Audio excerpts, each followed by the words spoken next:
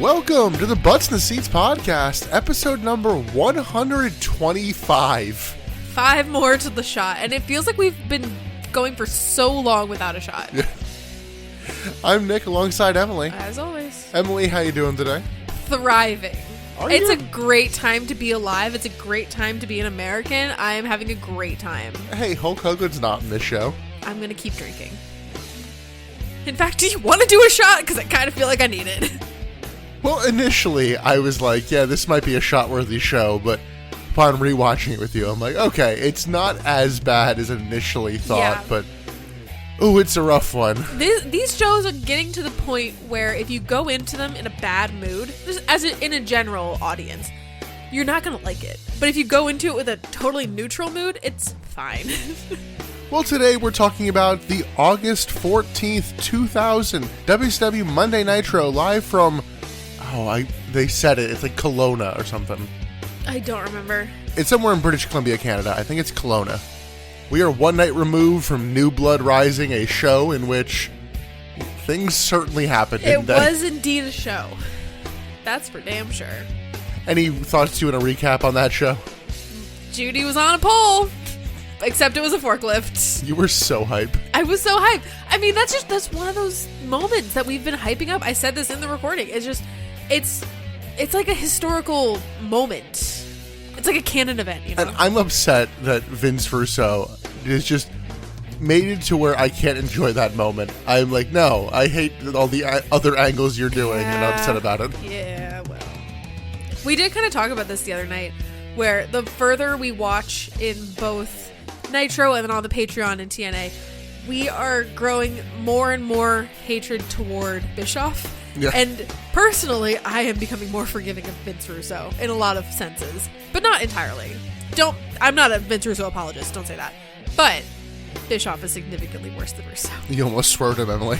I'm not. Nope. I will never. So, before we get into the backstage notes, because we can't do a weather report because there's no thunder before this. We just did the show the night before, so how could there be thunder? Sunny days. This show did a 2.4 rating to Raw's 5.9, which is the 4th lowest that we've ever reviewed, and basically once the NWO forms, it's the 4th lowest since that. Yay. I mean, with this episode, I'm not surprised. And with the pay-per-view that we just came off of, I'm not surprised. For the record, the lowest one we've ever done was the February 28th, 2000 Nitro, which had the episode description, "Welcome to the worst Nitro that we've ever watched." What happened on that show? Do you remember? If you want to find out what happened on that episode, you can listen to our back catalog. Okay, we'll do that plug later. But do you remember what happened on that episode? I looked at it, and I've already forgotten it. Yeah, when we just do it by the dates, who the hell remembers? Emily, according to a quick Google search, the main event was Sid Vicious beating Tank Abbott. Yeah, that tracks. Tank Abbott in the main event's the worst show for me. All that said, I do have some backstage notes.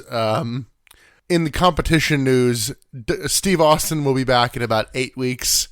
So, just a reminder, they've been kicking their ass without Steve Austin. Yeah. Yikes, I did forget that. ECW and the USA Network are negotiating, but the only spot they have right now is 6 p.m. on Saturdays, and it's that's not good. Not for ECW. No, God no. That's bad for any show, I feel. Apparently, WCW shows have done fine in that time slot, but the fact that it's this big edgy show, it's not 6 p.m. No, not prime time. In some WCW news, there's some weird kind of contract stuff going on. Conan has had his salary cut due to him being injured. Oh. Despite the fact that he's been on every show. That's wild. Yeah, that. Everyone's that's kind of bullshit. That is bullshit. And apparently Jim Duggan and Brian Knobbs have both been officially cut. I'm okay with that. Jim Duggan 100% comes back. Oh. Yeah. I was kind of glancing stuff going forward, and they cut people and then they immediately bring them back. Maybe it's on the per appearance deal or whatever, but maybe, but still. When was the last time we saw the Nasty Boys? I think we noted the last time we actually would see Brian Knobbs was technically before Reboot Nitro, but that he appeared in the group in Reboot Nitro, and you're like, there he is. But that was April. Jeez. And this is August? Yeah. Woof. And Jim Duggan, last we saw, got murdered by Goldberg. Yeah, I know Jim Duggan has had, like, shitty spots for a while now. Well, it was him, and his lack of a kidney. Right, I forgot yes. I remember that storyline now. I'm just remembering him being, like, the janitor and the plumber and carrying a trash bag. Him finding the television title in the trash. Yeah, exactly. In a different arena. Different state. Yeah. It has been announced that WCW wrestlers will now be fined for actually being late, as opposed to kayfabe late. Okay, that makes sense. The first offense is a $500 fine. Okay. The second offense is a $1,000 fine. Okay. The third offense is a $2,000 fine. The fourth offense is a 30-day suspension. And the fifth time is termination. Okay. Who has already violated this? Well, apparently Kevin Nash has a clause in his contract that he can't be fined. I'm going to scream. I think he's already been late like twice since. I really can't decide if I strongly admire Kevin Nash or if I want to punch his face. Yeah. Because there's something about his gall that I'm just, like, envious of. And in some potentially triggering news, around this time, The Rock and China are both scheduled to appear at the upcoming Democratic National Convention. This is also after The Rock appeared at the RNC.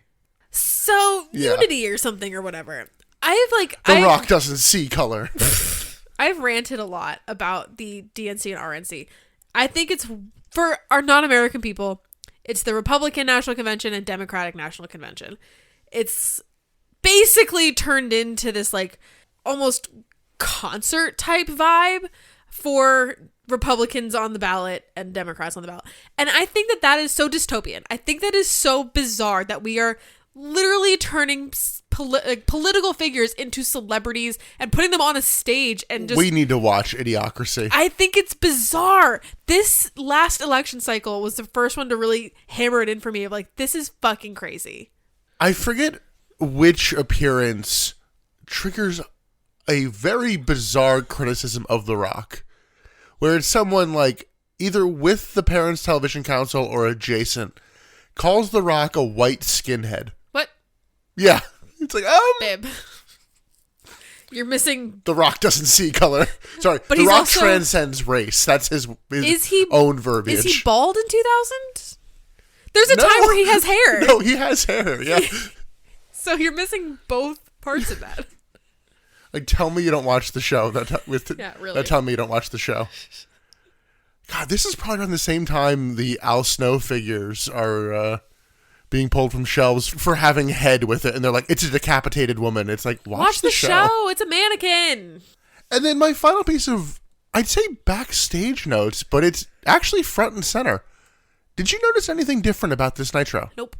This is the first Nitro where there is not a logo in the center of the ring. Oh, yeah, I did not notice this. You actually pointed this out while we were watching, and I didn't notice it. It's funny, I only noticed like 3/4 of the way through, and I'd be like, wait, did this already happen? But like, this is just a thing of Lance Storm complain. It's like, yeah, people keep fucking slipping on it. And yeah, because I don't think about it being a different material. But yeah, it definitely is. Yeah, and they fixed it. I mean, they fixed it faster than they fixed the old fucking Nitro stage. Yeah, well. I feel like we just like casually missed the fact that they made that actually walkable now. Yeah, the ramp is not cut off by a weird logo thing that trips all the women up. Yeah. Not just the women. Ric Flair was like, fucking fix that. Like, directly to camera. Yeah, I remember that. Oh, but that's all I got for backstage notes. And then I said, no weather report. Bummer. But with all that, let's get into this actual Nitro. We don't get a graphic or intro or anything. We just opened straight with asshole chants. Oh my God, and yeah. Vince Russo and Tank Abbott are in the ring. Yeah, we start off real cold. What are you saying, bro? This is hot. This is how you start hot, bro. I don't know about hot, but sure. Russo says a month ago he made an example of somebody, and that piece of shit has been missing ever since. Who could he be talking about? Well, Emily, only 2 men have won the Royal Rumble from the number 1 position. No, he's talking about Hulk Hogan. Yeah, no kidding. Actually, it's been way more since. Oh, really? There's been 2 more. Edge and Ripley have both won from number 1 in the past, 4 years. Oh, yeah. But yeah, just let's talk about Hulk Hogan without saying Hulk Hogan. Russo says tonight he's going to make an example out of Goldberg, and he's here to fire Goldberg, but Brad Siegel says he can't because the fans love him. Okay. Sure. Russo says screw the fans and screw Bill Goldberg. And did you catch Scott Hudson's line after that? No. He doesn't need the practice. Like, what? What are you trying to imply? I thought Are you trying to imply that Bill Goldberg fucks? I think so. That was my takeaway. But, yeah, I'm like, okay. Okay. Russo says that Tank is here to kick Bill's ass and then calls out Goldberg, including citing their last match by like, yeah, that one in this arena, that was bullshit. Like, it was fake. Like, what the fuck, my guy? Yeah, what are you implying? I don't like this. Russo says that Goldberg thinks that if this were real, he could kick everybody's ass. Is it a work or is it a shoot, brother? Tony Schiavone is in peak form here. Opens with, what do you want me to say? I'm not calling this. I fucking love this. Tony Schiavone is so relatable. Like, I don't want to do my job anymore, but I'm not allowed to quit. Russo just keeps taunting Goldberg as Tony is even more over it. Russo insinuates that Tank will shoot fight Goldberg and then just tells commentary to go to break because Goldberg doesn't come out. Cool. By the way, we are like 2 minutes into the show, commercial break. Yes. But that like adds to the shoot of it, right? Like, it's all real. Back from commercial, Tony Schiavone just shrugs at the camera and is like, why are you shooting me? Oh my God. Russo then grabs a headset and tells someone from the truck to show the damn fight. I'm like, okay. What? So, yeah, we see Goldberg and Tank Abbott shoot fighting. And the first thing we see is Goldberg absolutely whiffing a kick and Tank selling it. Yeah, it's super real though. Actually, sorry, that's a lie. The first thing we actually see is an Irish whip. And that is already your kayfabe breaker. So real. You know how when you get into a bar fight, you whip a guy around the bar, right? A bar fight, I feel like if it's like condensed enough, you might be able to kind of throw somebody around. This is like they do the whole reverse pull the arm. Oh, yeah. Goldberg throws Tank around in a very pro wrestling style fashion. Russo flips off Goldberg and Goldberg like keeps going after him and then stopping, and then he goes to flip the announce table, which like moves a good bit. Tony's like, I'm out of here. I'm leaving. Yeah, I'm done. I don't want to be part of this anymore. Goldberg locks in an armbar on Tank and then just keeps kind of going after Russo, and Russo says, that's it. And we go to commercial again. Is it a work or is it a shoot, brother? It's literally my note. Yeah. I mean, 2 commercial breaks in what's it been like 5-6 minutes on air. That implies it is real. We can't show it. We got cold weight because it's going wrong. Yeah. Come on. Emily, if a shoot has worked in the woods and no one is watching, did it really work? There are no Hulkamaniacs here. I've never been here before. The show's not hot.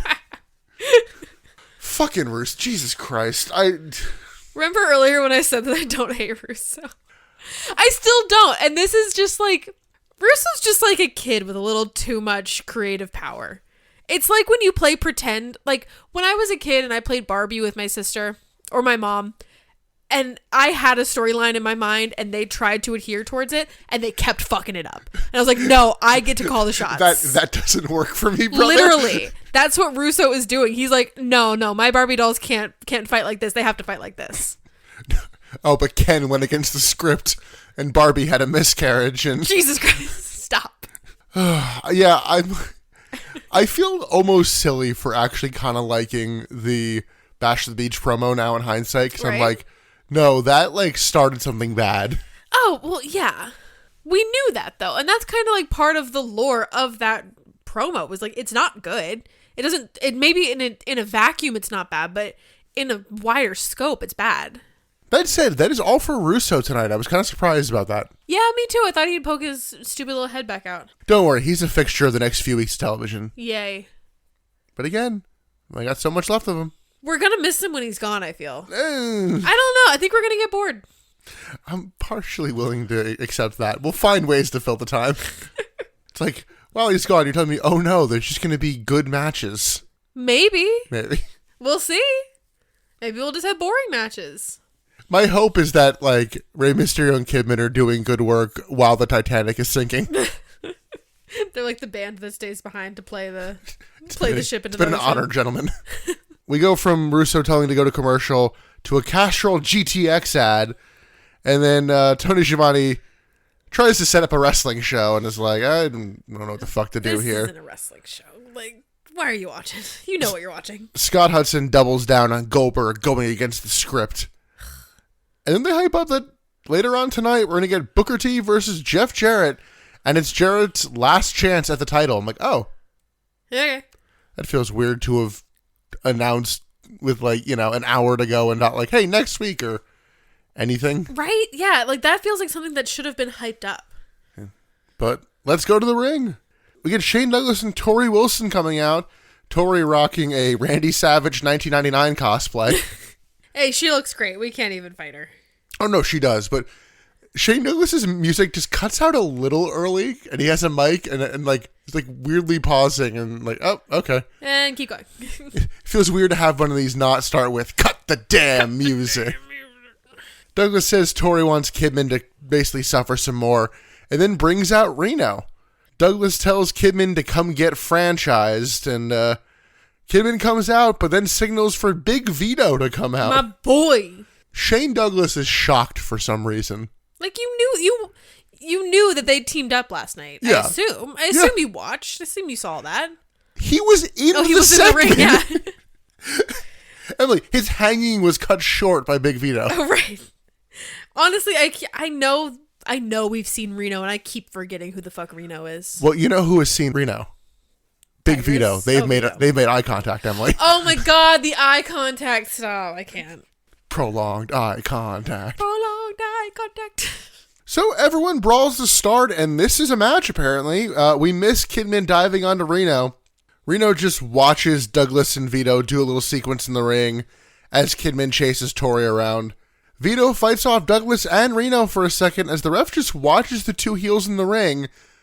Which, yeah, I guess this is a tornado match because there is not a single tag or anybody waiting on the apron, so... Fuck it. Yeah. You know, it's just... There are no rules. It sometimes feels like there are no rules. And, like, we've stopped calling DQ because we've all just given up. There also is the element of so many of these matches are gimmick matches that would not be DQable. That said, Jeff Jarrett is rarely in any of them, and that is his offense, is edge of the chair. That's true. Kidman dives into both men without making a tag. Douglas stops a Kid Crusher, and Reno hits a Crossroads. Vito, they have not named it yet, so that's what it is. Vito and Douglas fight to the floor, and Kidman hits a Sky High, but gets crotched by Douglas going up top. Vito then hits a diving splash on Reno, and then gets the pin as Douglas, who crotched Kidman, did not have a move done to him, just kind of watched that happen. Oh, yeah, I guess that's true. Yeah, he just kind of watches himself lose. It's like, all right, well, anyway. Post-match, Douglas tries to handcuff Kidman to the top rope, but Vito stops him and handcuffs Shane Douglas to the ropes.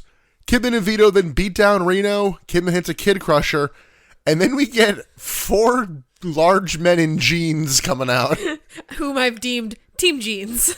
3 of them are matching. I think it's Chuck Palumbo who isn't, but it's the perfect event, and Mark Jindrak and Sean O'Hare, they're here to attack Kidman and Vito. I'm like, they what the fuck is happening? They are all in different shades of light-washed denim. 3 of them are in the same shade of light-wash, but one is a tiny bit darker, but they are all mitchy-matchy. Like, it's Team Jeans. Scott Hudson calls this group the Green Mile, which I don't know if that's meant to be an in-joke or not. You think? That they're all green? Well... Stasiak's not. Yeah, I was gonna say, like, they're not all green. Stasiak's the only one I'd say isn't. There's one of the Jindrak O'Hares that you like. Sean O'Hare's good, but he's still green. Okay. You can be talented and green. It is possible. I feel like Chuck Palumbo's been here long enough that he shouldn't. He really hasn't. No?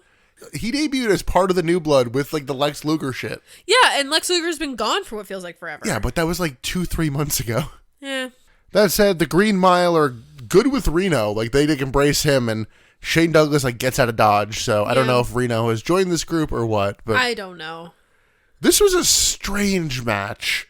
Followed up by a post-match beatdown that I'm like, okay, maybe you'll explain it, but it just seemed random. The match was barely a match, and the post-match angle was just confusing. Yeah, I'm like, okay, I believe maybe I'll find out why you're with Reno. Is he going to join your group? I mean, I keep half teasing it. I'm like, all right, I know there's a decent group of guys that are kind of this tier. called the Natural Born Thrillers. I don't know when the fuck that happens, though. I'm assuming, I may be incorrectly, that Mike Awesome is part of the Natural Born Thrillers because he's the fat chick thriller. And, like, thriller, you know? Okay, I like where you're at. I'm wrong. Mike Awesome has 1 or 2 weeks left of his fat chick thriller gimmick. He barely got started with it. They're about to massacre my boy, Emily. Oh, no. Now I'm sad. I'm sorry. I thought I was making a good connection. No, I see where your brain's at, but... Vince Russo's brain was not there? It might be a weird side swipe at Hogan, because Awesome's related to him, but who the hell knows? Let's go backstage. In the cat's office, the Filthy Animals chat with the cat. Disco wants a clip of some TV show he's on played later. I feel like this was a internal plug. It seemed like that. And the cat just goes, fuck you. Yeah, like, no, I'm not showing your shitty TV show. The Filthy Animals then give the cat a personal assistant. Depending on which segment she's in, it's either Miss or Mrs. Jones. I'm assuming it's Mrs. because of the song. But if you're going to have somebody that is basically more or less presented as a prostitute, because the first thing she says is, I'll do anything. Anything? And it's like, yeah, so her being unmarried would be better. Yes, that's true. But isn't it more scandalous to be with a married woman? Emily, did I say we're done with Vincent? Please tell me I said we're done with him. I think you did. Because his real name is Mike Jones. And I'm like, fuck, are we going to do the cat and Virgil feud? I don't think so. I think we're done with him. I think I said we're done with him. Yes, the song I was quoting is by Billy Paul. You wouldn't know it. But yeah, so, I'm sorry, my note on this segment is fuck's sake. Fuck's sake. Fuck's sake, indeed. So yeah, the cat has a new easy assistant.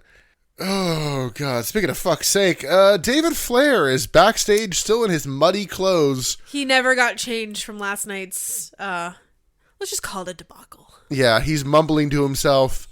Major Guns comes up, asks about Stacy, and he just walks away. Back from commercial, David Flair comes out to the ring, grabs a mic, and... oh my God, this man mumbles for about 4 minutes. Imagine being in the audience for this. And I say mumbles, like the cat mumbles. Yes. The cat's saying things. Kind of. David, he at least has story points he's meant to get across. David Flair is just, what happened to her? I nobody will tell me anything. So it's mumbling, but it's also not saying anything of import. Yeah. He's just saying the same. He's like an NPC in a video game that you need to approach to get a mission. He has one line of dialogue that he just keeps repeating and he's pacing back and forth. You have to get to him and click the X to be like, oh, you're here. Have a mission. You need to learn that David Flair took an arrow to the knee. Literally. God, how old is that reference now? Oh, I don't know. I think that's like a 15-year-old reference, maybe? I mean, I remember people making that joke when I was in high school. So, yeah. Somewhere around there. Well, while he's mumbling, they try to show clips from the pay-per-view and he just talks over them or under them. Under them. Because commentary's also way louder than him while they're trying to be like, what the fuck is this segment? We then see Major Guns backstage upset, in the locker room. And David's kind of worried about Stacy is the general vibe. And he just walks in circles and rambles while he is just waiting for someone to come interrupt him. Literally. Like I'm saying, he's an NPC just waiting for somebody to trigger the talk. Major Guns gets in the ring, starts crying and apologizing. David then just keeps screaming what happened. So for those who don't remember, if you didn't listen to our last episode, this was the rip off the clothes match or rip off the camo match. Thank you. Sorry. Stupid either way. And in that match, Major Guns and Stacy were fighting and Stacy feigned stomach pains and they put her in an ambulance and it turned out that she might be having a miscarriage. What do you mean feigns, Emily? It was so real. So raw. Anyway, she gets put in an ambulance. She may or may not have been pregnant. There may not have been a miscarriage. David is distraught. Here we are. Yeah, David is grabbing her, just screaming, what did you do? Yeah, and Major Guns feels a lot of guilt towards this. Stacy comes out looking absolutely fine. Clean, too. She was covered in mud. Clean. But also in Stacy clothes, not Miss Hancock clothes. Well, yeah, that was the other thing that happened last night was Tony Schiavone was like, Miss Hancock, also known as Stacy Keibler. So now everything is real. Fuck Miss Hancock. It's all shoot now, brother. Stacy announces she's pregnant. David does a Flair strut, and that's it. Like, what? And then the crowd cheers, right? Or do they? I can't remember. The reaction was like weirdly mixed, or yeah, it was a weird, bad segment with poor line delivery. And then back from commercial, they're just backstage hugging and kissing, and but again, you've made the hot girl pregnant, which in the eyes of the year 2000, that makes her no longer hot. Yeah, this was just a weird segment in execution, largely because you're relying on Major Guns and David Flair to convey a story. Yeah, that's true. Neither of which have, lauded acting chops. Yeah, Stacy, who is the best one of the three, has 2 lines. Get off her, I'm pregnant. That's it. That's all she has here. Yeah, I guess Stacy's pregnant. Don't know why her stomach hurt. I don't know. I've never been pregnant. I don't know. Maybe your stomach makes weird feelings. I don't know. Yay! So we didn't have a miscarriage angle, just the idea of one. Yeah. That's better, right? We just teased one. Sure, that's better. God, kill me. Save us, Lance Storm. He won't. He comes out to the ring, grabs a mic. If he can be serious for a minute. Yeah. Damn, it's good to be home and wrestling for true wrestling fans. Cuts a pretty standard anti-America promo. Relatable. Obviously to cheers, and then calls for the anthem. The Canadian anthem is interrupted by Ernest the Cat Miller in a trench coat, clearly hiding a referee shirt. Not well, either. No. The Cat then cuts a heel promo on the fans here and tells the crowd to kiss his American black ass. Cat then insults fat women and ugly kids in the crowd, and he calls Storm a Power Ranger, and the crowd chants kick his ass. Agreed. The Cat calls Storm lucky and says he used the Canadian House of Pancakes rulebook to help him win. Cat calls Storm a Power Ranger again and books Awesome versus Storm and says he'll shove the Canadian rulebook up his Power Ranger ass. By the way, that was a third Power Ranger reference, not Go previously Power mentioned Rangers. Was there a Canadian Power Ranger? Pretty sure they're all Japanese. What? The Cat also says he has a special guest referee for the match. Who could it be? It's going to be a bad man, Emily. It's him. Ugh. Swerve. What? But we go directly into, for the Canadian title, Lance Storm versus Mike Awesome with special ref, the Cat.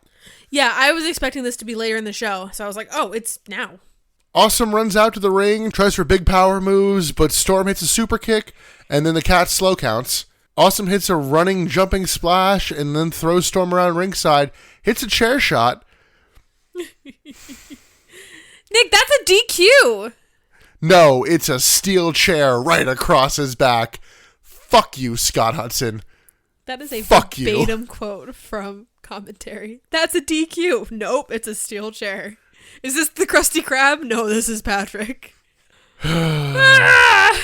Awesome hits his vaulting splash back in the ring, and once both men are up, Storm pokes him in the eyes and very blatantly goes, drop kick, and drop kicks Awesome.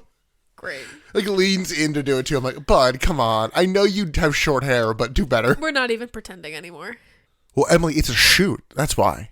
So he shoot, Everything's drop a shoot. kick? Everything's a shoot. Shoot me. Well, why would I watch fake wrestling matches if some of them were real? What? Well, if some of these are real fights, some of them are fake fights, why would I ever want to watch the fake fights, Emily? So they have to all be real. Regardless, it's fucking stupid. Everything's bad. Why would you watch any of it? It's all bad. Lance Storm hits a Northern Lights suplex, but Awesome follows up with a German. Awesome hits an Awesome bomb and goes to pin Storm, who gets his foot on the ropes. The Cat goes to count anyway, but it's attacked by the Mountie. It's Jacques Rougeau. He pulls out the Canadian rulebook to Awesome, so Awesome tries to Awesome bomb Rougeau. We then get Carl Ouellette.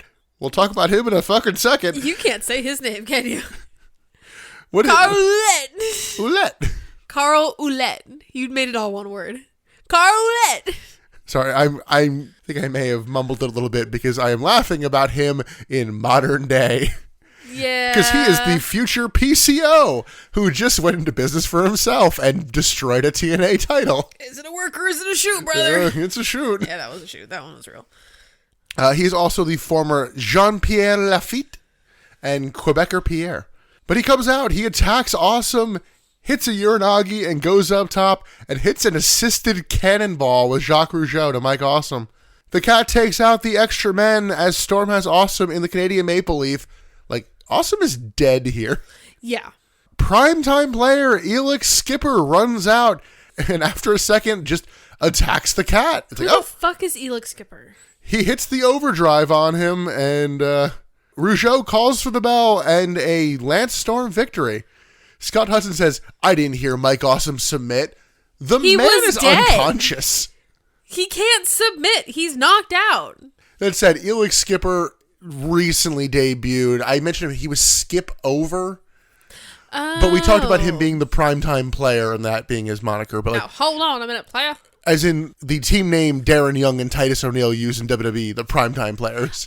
Okay. That sounded familiar. Yeah. But yeah, he's very new to the roster. The four men pose in victory as commentary is like, is Elix Skipper Canadian? We don't fucking know. Let's assume for the sake of story, yeah. Miss Jones helps the Cat to the back, and then back from commercial, Pamela Prince Edward Island asks Lance Storm. Sorry? Pamela Paulshock, but I was trying to figure out, is there a Canadian province that starts with a P? Oh my god. And it's Prince Edward Island. She asks Lance Storm, what in the world is going on here? Are you creating a Canadian army? What are we, some kind of suicide squad? Storm says that if the U.S. wants a war, they'll give them one. And he establishes Team Canada. Storm then gives Ouellette, whoever. He gives Carl the hardcore title and gives Skipper the 100 kilograms and under title. And this is just cool. This is fine. Now they are the holders of the titles. The Cat comes in with a baseball bat and says the two will defend their titles later on tonight. What the fuck was Lance Storm thinking? In terms of this whole segment, I like the match as a way to set up Lance Storm's new group. Yes. It worked well in that. I'm not huge on the here's a free title thing. Exactly. Yeah. That's weird. But like, hey, it's not a finger poke and Lance Storm doesn't have the job and like do a weird hot potato thing. So I guess. So I'm like, okay, that's something. That said, Emily, this is the final appearance of Jacques Rougeau in WCW. Yeah, that tracks. Jacques Rougeau signed with the note like, okay, I am not going to be doing any jobs on TV. And he went to Thunder and they went, we want you to job to the Cat. And he went, bye. Good for him. You wanted to job to the Cat? Fuck you. So, yeah, Jacques Rougeau, no longer part of Team Canada. And we'll talk about more why when we get there. But this is Carl Ouellette's one night in the company. Jesus Christ. So, Team Canada. Yes. Doing really well. We're back to a one-man team over here. Elix Skipper sticks around. Oh, okay. But we haven't confirmed that he's Canadian. We'll get there. Oh, God. In this show, they note it. Do they? Yes, they talk about it extensively throughout his match and constantly, like, upgrade and downgrade him. It's strange. Oh, God. Let's move on with very little fanfare. It is seriously. A WCW title match. It is a rematch of the main event from the pay-per-view last night. It's Booker T versus Jeff Jarrett. Yeah, this is the one that's like, oh, it's Jeff Jarrett's last chance at the belt. And they didn't give this any hype. They didn't even give this a package. Like, nothing to be before this match. Oh, my next note answers your question. As Jeff Jarrett comes out, they're like, oh, well, Elix Skipper is Canadian and played in the CFL. Oh, yes. For some reason, I forgot that CFL was Canadian Football League. I thought it was like XFL, like Central Football, whatever. I don't know. So in this actual match, they stall a little bit before locking up and start pretty standard with Irish whips. Booker counters a hip toss and hits a clothesline. Jarrett ducks a kick but runs into a Glargay sleeper. Jarrett gets out with a low blow. Sure. Yay. Jeff goes up top for a diving crossbody, but Booker rolls through, and then they brawl around ringside for a second. Commentary keeps noting, oh man, after this, Jeff Jarrett's never going to get to wrestle for the WCW title again. What if he wins? Right? What if he wins? Sorry, actually, you can't defend the title. This was your last time. Yeah, I didn't even think about that. Like, they originally frame it like this is last shot to win it, but in the match, they're like, never again, guys. Hope you had fun. I didn't, actually. Thanks for asking. Oh, well, bummer. Jarrett locks in a chin lock. Booker almost powers out, but Jarrett gets him back down. Booker eventually powers up, hits a flying forearm, and Jarrett just blatantly goes for his guitar, but Booker gets him in position for the bookend. Jarrett knees out, but Booker hits a Harlem sidekick. Booker grabs Jarrett guitars and swings, but Jarrett pulls referee Mickey J right in the way. I guess also should be a DQ. Should be, but fuck it. Booker hits a spine buster kind of carefully. I don't know if you caught this. I think he picked him up and was like kind of looking, where can I put him down that isn't on top of guitar bits? Yeah, it was a little ginger. It was a little like, take care of your boy. He goes for the pin, which like Charles Robinson is instantly there for. The man knows his moments. Didn't that happen last night too? Where Jarrett went for a pin and Charles Robinson was there way early? I don't remember. It definitely did, because we referenced Charles' running at WrestleMania 24 and him always sprinting down to the ring. I thought that was a shot of him running, though. Booker hits a scissor kick and a spinneroonie. Jarrett ducks a Harlem sidekick and Booker has hurt his knee. Jarrett hits a stroke and very much delays in his pin, and the pin is interrupted by Goldberg. Charles Robinson calls for the DQ. So we do still have DQs. Goldberg throws Jarrett into the crowd, into some plants, but like Jarrett clearly clips a security guard on the way out who looks pissed. Oh my god, he is so pissed. He is clearly not a fan. He is just here doing his job and does not like whatever he is working for. Goldberg grabs a mic and tells Russo, 1 down, 2 to go. And you're next. Russo's next, but like, who the fuck are the two? Because commentary's like, well, Russo's not one of them. So we're all theorizing on who the 3 total were. No one fucking knows. Well, Jared, or actually, shit, is it Jared or is it Tank?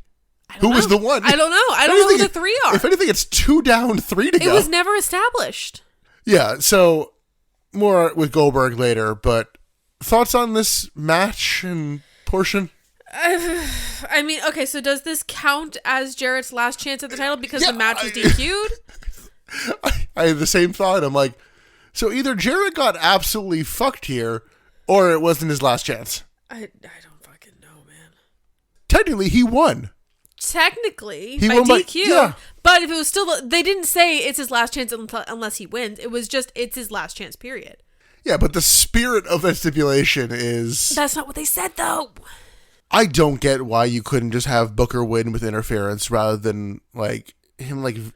You had him visually be beat. I don't fucking know. Like, why don't you care about getting him over anymore? Let's go backstage. Pamela Papa Pumpkins is with Scott Steiner in chainmail. Yeah, this is the first time we're seeing the chainmail, right? It's not the first time, because we were asked it was the first time a few weeks ago, but it's the first time since then. So it's still not a regular fixture. It's not like his thing yet.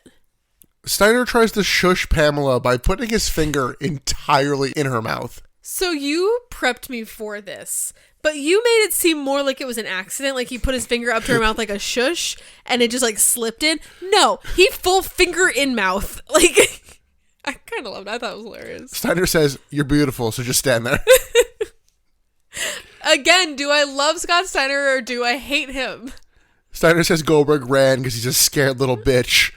And then says he's going to rip out Nash's vocal cords and shove him up his ass, giving new meaning to the phrase, talking shit. See, that's clever. That's I love excellent. it. No notes. No notes. That was kind of incredible. From top to bottom, that was great. Our next match, it's Carl the Rave Ouellette. The Rave? That's what they call him. Sure. Versus not necessarily returning, we haven't seen him in a little while. It's Norman Smiley. Can you explain why he's here for this match? Well, he's here for his Saskatchewan Hardcore International title match. And during Ouellette's entrance, we get a big blank square graphic over his body. No Ralphus with Norman. No, we said Ralphus was gone. I know. I was hoping I was wrong. I was hoping because I knew we didn't have any more matches with him, but I'm like, I can't realize he's there with him. Like, no. No, he's done. He's back to driving the truck. But yeah, Norman's here. He doesn't want this match. Then why are you doing it? Like, just lay down then. Oh my god. Like we know that that's an option. Yeah, it wasn't like he tried to lay down and they got beat up. Okay, I'm going to fight back. It was like, nope, I guess I have to wrestle this match. We're not giving enough time to the graphic issue, though. I thought that was fucking hilarious. So they have obviously a graphics glitch where when the name card comes up for like the title plate, that's blank. But along with it, his name is in there. Was his name on it? Yes, that's what makes it even weirder. Is the fact that the big square over his body was blank. Oh my god, so bad. Ouellette beats Norman down in the ring, and I'm like, oh, I guess this doesn't have to start in the back. Commentary does actually note this and writes it off. That? Well, commentary notes like, oh, I guess it doesn't have to. Well, that's because it's Canadian rules. Okay. And later on, Tony points out, well, wait, I thought the Canadian rules were there's no weapons. You can't keep up with your own stupid kayfabe shit. The Rave throws Norman around ringside and then grabs a table and a few other weapons to slide into the ring. Ouellette baseball slides a trash can into Norman and then hits a rope-assisted somersault plancha. Back in the ring, Norman hits a low blow with a mop. Ouellette hits a running lid shot and sets up a table in the corner. The Rave hits a rope attack and signals it's table time. Norman hits a wind-up slam and then a big wiggle, so Ouellette hits a headbutt to the groin. Ouellette then sets up the table properly. I'm like, why did we even do the weird middle steps? Yeah, who knows? And then hits a sit-out spine buster next to it. Sure. Norman gets laid out on the table, and the finish of this match is he goes to grab Charles Robinson, who's like, get off me, and he goes to pull away, which accidentally pulls Norman up while Carl Ouellette is hitting a diving like splash or whatever. So Ouellette crashes through the table, and then Norman falls back, landing on top of him, and gets the win. Sure. Norman does not want the belt and is upset by this. Cool. And that's the last appearance of Carl Ouellette. What a run he had. Let's talk about his whole run in WCW. His thing is actually more legitimate. He actually ran into like visa issues. Oh, okay. Which they actually just fully explain next week. They're like, yeah, they don't get him sorted out, or they didn't bother to get him sorted out, or whatever. But yeah, they didn't have enough for him to make it worthwhile. I think there probably also is an element of he is buddies with Jacques Rougeau, so when you piss off Jacques Rougeau, I wonder how motivated he is to be like... Yeah, that's true. Yeah. Oh, I have a visa problem. Bummer. I guess I'm not working for you. Well, I believe the visa problem was real. Yeah. It just might not be everybody working all that hard at that point. No, I believe that the visa problem is real. I see that as Carl Ouellette taking the easy route out. Of like, oh, I don't have to quit anymore. I just can't work for you because visa. Yeah, there also is the element of Jacques Rougeau didn't want to do any jobs because he was like forming his own promotion up in Canada. So it wouldn't shock me if Ouellette goes there. Yeah, for sure. As a match, though, this was fine. Nothing special. It was pretty forgettable. We glossed over it, but commentary was just talking about Goldberg the whole fucking time. I am fully in the phase of just tuning commentary out. They're not saying anything of substance 90% of the time. It's not worth it. Backstage, the Cat is pleased, and he needs to find someone to wrestle for the Cruiserweight title tonight. And we pan over to see Kiwi and Papaya. I wonder who will be fighting for the Cruiserweight title. Elsewhere backstage, Pamela Paulshock is with big sexy Kevin Nash. Nash says Russo should be drug tested, and he doesn't get why he won last night and then has to defend the number one contendership tonight against Scott Steiner. Yeah, did we establish that that's a match for tonight? Them saying it here is it being set up. So this isn't really a good place for this segment to be. Kevin Nash, seemingly out of the blue, is just angry. The audience has no idea what he's angry about. Yes, and the reason for the match is apparently Russo says Steiner deserves a second chance. There's a buddy of mine in Orlando right now who deserves shut the fuck up, Kevin Nash. We get it. I'm so fucking sick of you. We get it. You're in love with Scott Hall. It's cute. We get it.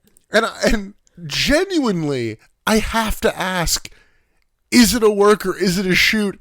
Because WCW has no plans to bring him back, and it really just seems like Kevin Nash is going, if I keep saying it enough, they'll have to. I think it's a shoot. Nash then says no to the match with Steiner and is like, I'll face Booker later, and if he doesn't want to do it, I'll fill TV time other ways. Like, I'm not facing Steiner. Fuck that. The only person I'm wrestling is Booker T. Yeah. And he's right. And he doesn't.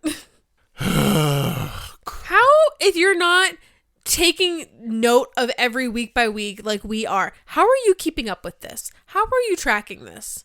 If you're just like a casual watcher week to week, how do you keep up with what the fuck is going on? especially live. Like, we have at least internet archives and backstage notes to give us a little bit more of a hint. But in August of 2000, you're watching this. How do you fucking know? Fucking hate Kevin Nash, man. But do you love him or do you hate him? I hate can't him. decide. By the way, I have a hunch that they have like no cut contracts. Probably. Well, they do eventually cut Scott Hall. He's technically still getting paid. Oh.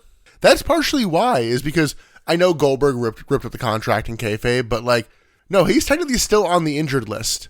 Wait, so that contract wasn't real? I know. That's crazy.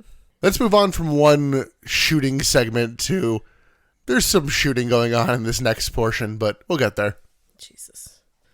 The filthy animals come out to the ring and Conan does his mic thing. Olale. Feel that. That's enough. No. He hits all the greatest hits. Conan shit talks Chronic and says they're only good for 3 things. Do you know what they are? I don't remember. Lifting weights, peeling our potatoes, and helping Richard Gere count his gerbil collection. That's a 2000s joke. Yeah. I wanted to ask you, what do you think peeling potatoes means? I don't- what is that innuendo? I don't even know.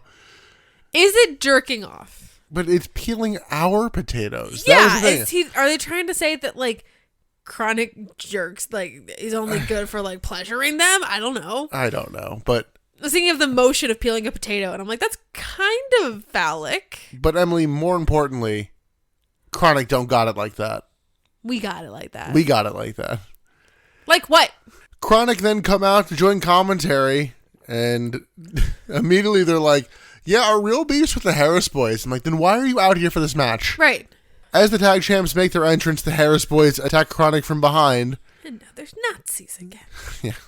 But this match is Juventud Guerrera and Rey Mysterio versus Vampiro and the Great Muta for the WCW Tag Team titles. And I'm like, wait, so then why the fuck are Chronic here and why are the Nazis here? Like, what was the whole point? well, Chronic are the former champs. They're here to do commentary. And the Harris brothers don't like them, so they keep attacking them. Okay. Yeah. I hate it here. We hear the bell ring as Chronic and the Nazis keep brawling. Ray is wrestling in his devil horns. Isn't that a safety concern? Yeah. Conan hops on commentary and is really talking Mexican strategy. What's their Mexican strategy? It's whatever the fuck they feel like. Sure. You know, Carlos, he's got it like that. Who the fuck is Carlos? Conan. His name is Carlos? Yeah, don't you remember last night Mark Madden only referred to him as Carlos and does it again here? I thought that... Oh, is that his, like, actual name? Yes, kinda. Okay, I thought that he was calling him Carlos as, like, a racist joke. I didn't think it was his real name. I said Conan is fucking drenched here. I don't know why. What? You didn't wrestle? Muto hits his flaily elbow, starts working over the leg of Ray. Vampiro catches Ray on a vault over, but Ray slips out, hits a low blow. Muta hits a suplex, and Vampiro hits a tossing powerbomb. Vampiro throws Ray to the floor, and Muta hits a chair shot on Ray. Full view of the ref. Sure. Muta holds Ray, but it's the one thing they didn't want to happen. No. And Vampiro kicks Muta. Ray hits a big pop-up facebuster and then makes the tag to Hoovy. Hoovy gets vaulted into a dropkick on Muta, and then a springboard dropkick to Muta, and a wheelbarrow bulldog to Vampiro. Vampiro breaks up a roll-up on Muta, and we get a messy double-team spot as, like, Hoovy just kind of hands Ray to Vampiro to get hit with the nail in the coffin. I'm like, what was that for? Yeah. And while that happens, Hoovy gets misted by the Great Muta. Aside from that weird Ray spot and the ending, Hoovy does have some good moves here. Like, he was kind of impressive. Yeah, my honestly takeaway from this match was this match pissed me off because I'm like, yeah, Ray and Hoovy can still wrestle. Yeah. Why do you have them doing bullshit? Like, literally. That, like, you kind of forget that these people are talented because they are doing such stupid gimmick shit. We then get Sting's music hitting, and the lights mostly go out, and he attacks the Dark Carnival mostly in the dark with a baseball bat, then disappears. Disco Inferno at ringside pushes Ray onto Muta, and the Filthy Animals win the tag titles. All right. Yeah. Back on the Animals. Let's go. I am hoping that maybe this will lead to some good matches. I hope so. You can have Ray and Hoovy just wrestle tag matches. I'm fine with that. But, yeah, the Disco and Conan element of all this makes me think it's going to be a bunch of bullshit with this. But if we are strictly looking at what is in the ring for this was a good match. It was I fine. enjoyed it. Yeah. It was surprising on this card. Like, this card sucks. Yeah. Bad. But, like, this alone wasn't that bad. No, because it's 4 guys who can work. I know Muda's on the decline here, Yeah, but it's Muda's like... garbage. But he can be carried. I know we don't have a ton of time left with him either. With Muda? Yeah. Good. He doesn't look like he should be still in the ring. But with all the stupid stuff going on ringside and the inclusion of the Harris brothers, like, that's what kills this. Oh, God. We mentioned a few weeks ago, like, they sold out this tour of Australia. I'm like, I think that's the one Hoovy gets fired over. Ooh. He does a bunch of drugs and Sure. goes on a bender. Sure. Oh, yeah, I guess he was here. But backstage, the Dark Carnival, including the demon Dale Torborg, they want a match with Sting. The cat agrees. Sure. Good old Torborg. Technically, we only have 2 matches left, even though they advertise it as kind of 3. But next up is our 100 kilogram and under title. It's Elix Skipper versus Kiwi with Papaya. I don't even know what to say about this because Elix Skipper is such a nothing blip to me at this point, and Kiwi is just confusing. Yeah. Kiwi carries his wife to ringside. Awkwardly. It's like he didn't realize how heavy she was, or like didn't prepare himself for like the picking up nature of it. It looks very uncomfortable. It doesn't look natural. No. Well, she's also like taller than him. She's taller than him, yeah. The two start with like rough chain wrestling, like trying to get some like realism there. Skipper hits a belly to belly and then another. Kiwi hits a snapback suplex. Then Kiwi suplexes Skipper into the corner turnbuckle, leaving him in a tree of woe. Kiwi throws Skipper to the floor and both are just covered in glitter. Yes. There's glitter everywhere. I don't know how legitimate it is, but I heard the other day that basically all glitter is manufactured by 2 companies. I believe that. Yeah. Elix Skipper tries for a vault over Hurricane Rana back in the ring, but Kiwi counters, but Skipper jumps over the ropes on a Kiwi charge, sending him to the floor. Elix Skipper hits a corkscrew vault to the floor, and then Matrix dodges in the ring, which gets the crowd hyped. Commentary calls Kiwi Harley Race with really good fashion sense. How do you feel about that? I don't know. Did commentary do it, or did Mark Madden do it? I don't remember if it was Mark Madden or Scott Hudson. It's not Tony. I feel like it's Mark Madden. It might be. And I just tune his shit out now. But comparing him to Harley Race, I'm like, yikes, really? I remember you liking the Matrix dodge, though. I did. That was very impressive. That was cool. Skipper hits a full Nelson suplex. His commentary just starts perving over Papaya. It's like, ooh, a short skirt. I'm going to drop a quarter. Ew. I literally almost slipped into Jerry Lawler there just out of like habit. Drop a quarter. That was a terrible Jerry Lawler. Skipper hits his second rope crossbody and then a diving missile dropkick. Skipper crashes in the corner and Kiwi tries for a delayed suplex, but Elix Skipper counters in the air and turns it into a DDT. Elix Skipper then pulls a ring from his pocket and puts it on. Commentary notes that it might be a Grey Cup title ring. What the fuck is that? I meant to actually look into this. It's meant to be like the Canadian Championship, like you have a Super Bowl ring. Oh, okay, like CFL, because you said that he's a football player, right? Yeah, he's not. Okay. He's not actually. That's complete bullshit, by the way. Well, whatever. Story, kayfabe, fuck it. Now, he has put on this ring that he can win with. Elix Skipper then hits forearms. Sure. I was like, what? Why? Why wouldn't you punch? Kiwi hits a blue thunder bomb. Skipper then actually like hits a punch with the ring and wins. Okay, good. Yeah, you could have done that 4 moves ago. Yeah, it felt like they like almost botched a spot where he should have gone for the punch and like Kiwi ducked it, but like you went for this. I'm gonna grab the back of the head forearm. Like that's not a dodgeable spot like that. Yeah. Post match, Kiwi attacks the ref like really aggressively and then reverts back to being Kiwi because split personality. Right, I forgot we're doing split personalities. Man, it wouldn't be WCW if there wasn't stupid bullshit surrounding a. Honestly, I really like this match. This is a good match. I know. This is a good match. Like, I hate that the finish had the weird timing to it, but like, who the fuck would have thought, like, if I had told you, hey, we're going to do Elix Skipper versus Kiwi on this show, you'd and be it's like. going to be the best match on the card. Well, you'd be like, all right, I know where I'm taking a piss. Yeah. Like, yeah. But it's the same thing with, like, would you have ever guessed that we would have given the Viagra on a pole match the best bit of the show? No, like. For the wrestling?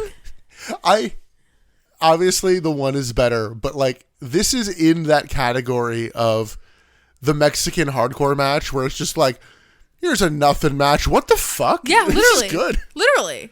And that's why I'm watching WrestleMania over on the Patreon, because I have those little matches that nobody talks about that are sleeper hits. Did this match do enough to get you to kind of be loosely interested in Ilya Skipper? I mean, maybe. We'll see. I think I need one more match. As mentioned before, I have the bias of him doing the coolest spot in TNA history in my brain, so I'm like, okay, you get more benefit of the doubt than others. However, I'm not sure he can cut a promo, so there's that. Yeah, we'll see. I haven't heard it really either way, but yeah, we'll see. Hey, not every wrestler needs to be able to cut a promo. I didn't know that Brock Lesnar wasn't fucking German for years, because he didn't talk. And that's okay. Speaking of two people who shouldn't be cutting promos, we see Sting and Goldberg backstage. Goldberg! And during the entrances of our next match, Mark Madden has an announcement that he has been teasing all fucking night. Oh my god. He is challenging Mean Gene to a match on Thunder.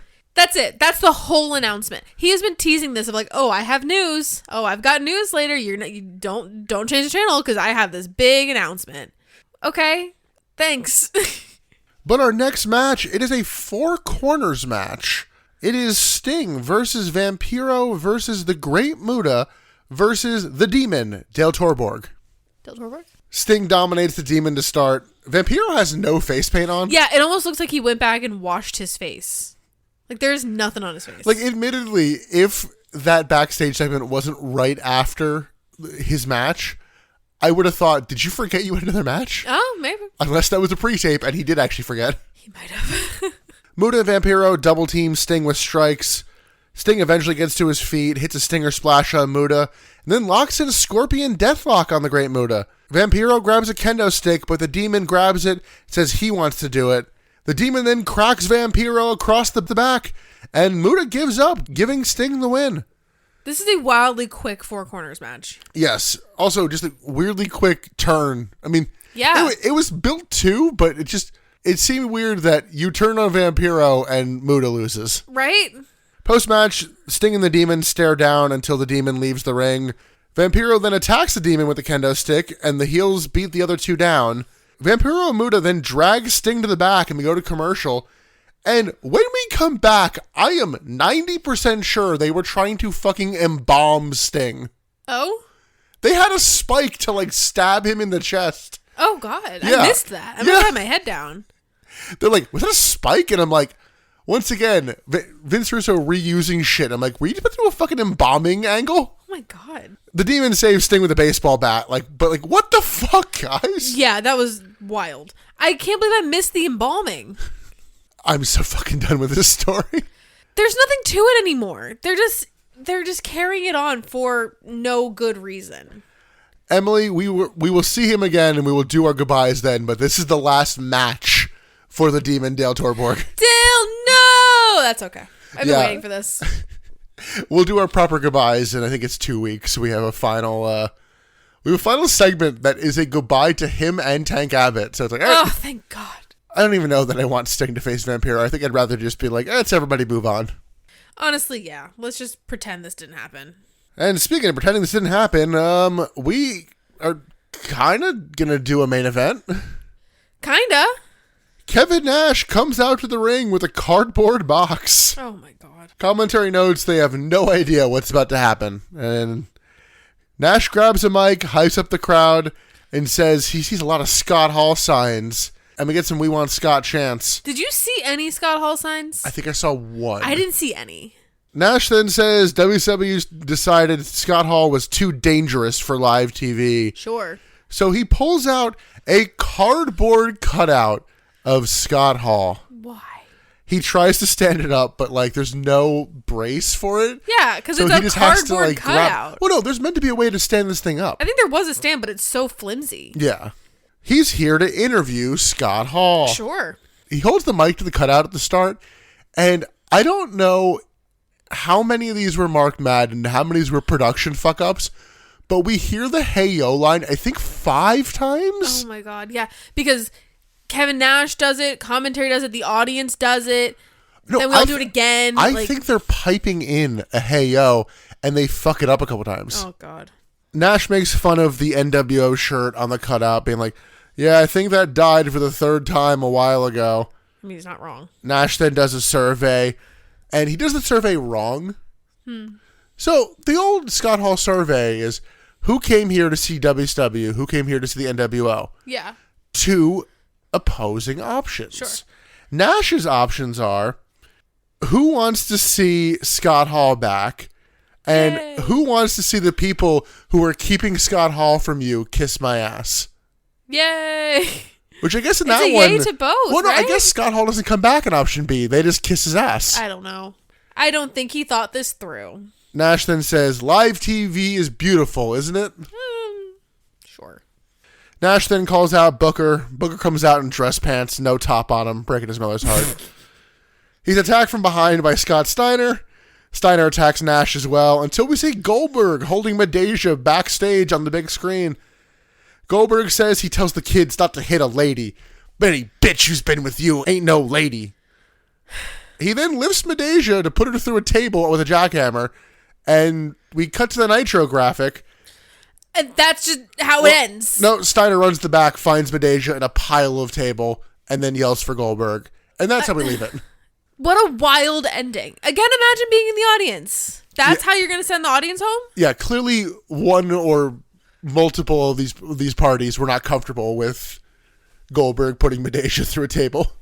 Oh, because he didn't. He definitely went for the move and then put her down and then broke the table and then put her in it. He she lifts laid her. down into it. That said, stop trying to make Scott Hall happen. It's not going to happen. No, can we be done with this? It's exhausting. I know Kevin Nash has more to offer than just being a shill for Scott Hall.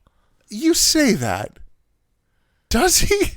He's got to. He does. This isn't the end of his career. He has more. Yeah, what does he do in TNA, Emily? Doesn't he go back to WWE at some point? Yeah, with Scott Hall. Yeah. Be your own person, at least. The thing is, if the roles were reversed, I don't trust that Scott Hall would be this kind of a shill for Kevin Nash. Well, Scott Hall can wrestle. People also believe that Kevin Nash can wrestle to an extent. Yeah, I unfortunately. don't. I'm not one of those people, Well, but some people believe we that. did encounter in the WrestleMania watch through. He does have the best match at back-to-back WrestleManias. Yes, unfortunately. I think that's his only 2 WrestleMania matches, too. He's got something. There's something to him. Yeah, you just described why they put the belt on him for a year. There's something. We got a year to figure it out. Any thoughts on this closing main event?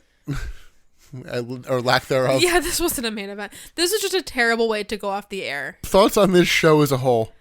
It wasn't the worst thing we've ever watched, but damn is it close. It's so shoddily put together. There's no thought that was put into this show as a whole. It's just slapped together. Yeah, this is a god-awful show. Yes. Unfortunately, there's actually a few decent things on here, but, the lows are so damn low these days. They are, yeah. And when the lows are so low that when the median is met, it's like, oh my god, that was amazing. Yeah. The fucking Queeby match, it wasn't stellar, but it was pretty good. Yeah. Comparatively. Well, I'd cite that more to the tag title match that are Sure. It's something. Yeah, that's true. We didn't see any women get beat up. Minimal swerves. Nice. I'll take that.